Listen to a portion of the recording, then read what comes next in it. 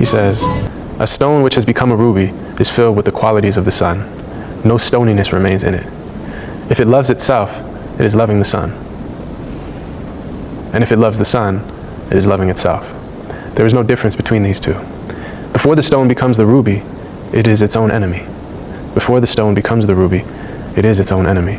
Not one but two exist. The stone is dark and blind to daylight. If it loves itself, it is unfaithful. It intensely resists the sun.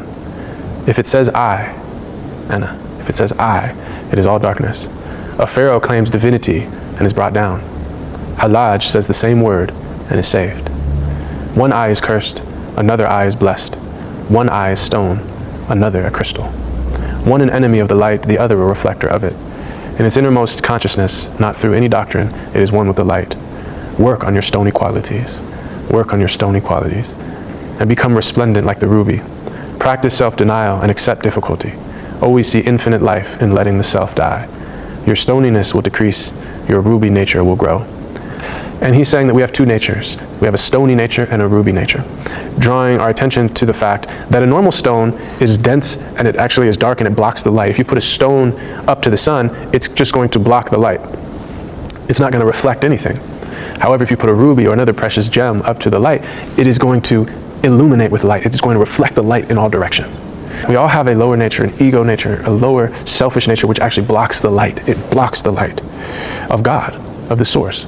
But we also at the same time have a perfect reflecting nature, a gem-like nature, which reflects the light of the source. And if we are to polish the stone, right, we can uncover that ruby nature. So he says it's filled with the qualities of the sun. No stoniness remains. If it loves itself, it is loving the sun, right? Because what is loved about the ruby is its reflecting quality. It is beautiful because it takes on the light, the illumination.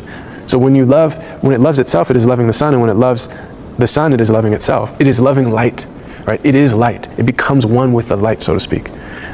Before the stone becomes ruby, it is its own enemy. Not one but two exist. So it's an enemy of the light because it blocks the light. It veils the light. And it is trapped in duality and seeing multiplicity and otherness. But when it becomes a ruby, it is pure reflection. So there's only one. There's only the light in it. It's loving itself. It's only loving the light itself, subhanahu wa ta'ala. And An-Nur is one of the names of God. So then he says, before that, if it's just a stone, when it loves itself, it is unfaithful. It is kufr, actually. It is intensely resisting the sun. Because loving itself is loving the absence of light. It's loving other than light. It's loving darkness. It's loving the ego, selfish desires, your own egotistical will.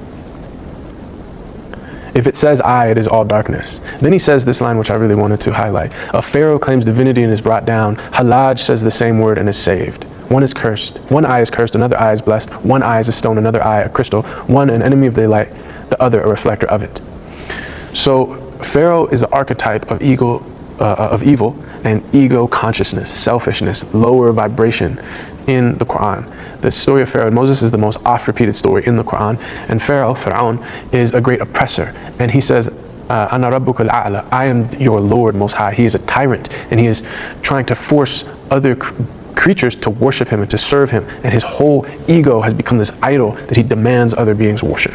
So it's like the extreme manifestation of egocentric, lower desire. So he said, I am God. He claimed divinity, essentially. On the other hand, Halaj, Mansur al-Halaj was one of the great early Sufis. He proclaimed the mystical states and realities that he experienced very openly. And he was killed by the ruler for seemingly outwardly for saying blasphemous statements. So he said, Ana al-Haq, I am the ultimate reality. This is his famous statement. So Rumi here is saying that both Halaj and Pharaoh said basically the same thing. They claimed divinity. But the first and the essence of Islam is La ilaha illallah. There is no God but God.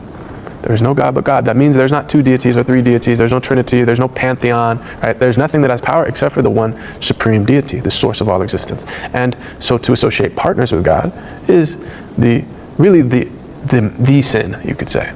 It is the falter, because you're misunderstanding that other things don't have power in and of themselves. It's the great veil. Okay, if you're not prostrating to an idol or believing in another deity, you still have this ego, that this is the mother of idols, as the Sufis call it. And if you're still concerned about what others think of you, or you're still showing off, you still have some ostentation, right? This is the subtle shirk that we need to purify ourselves of. So, of course, the Pharaoh is committing shirk, he's associating partners with God.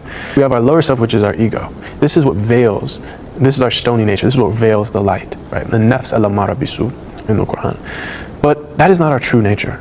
Our true nature is that we have a heart that reflects the divine light perfectly, and that's the secret of human existence, right? And the heart is likened to a mirror.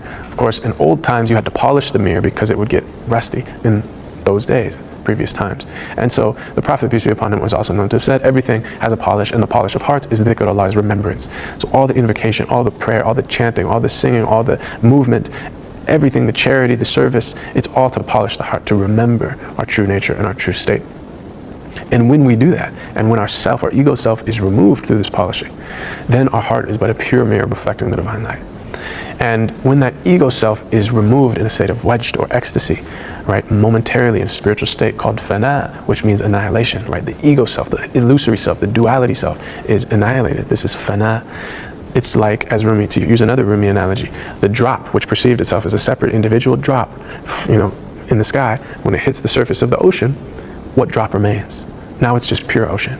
And so now if the drop were to speak, it's not the drop speaking, it's the ocean itself speaking. There is no drop. And so this is the state of fana, of ego annihilation, of witnessing, experiential knowledge of the divine presence, of being itself.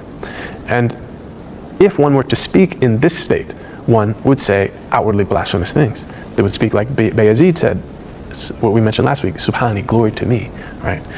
Or like Al-Halaj, Ana al-Haq, I am the reality, because what Rumi's saying, and what the Sufis defend Halaj by saying is, he wasn't speaking from his self, he was speaking from absence of self. All that was flowing off his tongue was the reflecting, the ruby qualities reflecting the light. It was just the light, an-nur, speaking. It was the light speaking. It wasn't the stone, right? It was the light reflected off the stone. Whereas for Pharaoh, it was the stone speaking. And so this is an explanation of those powerful verses.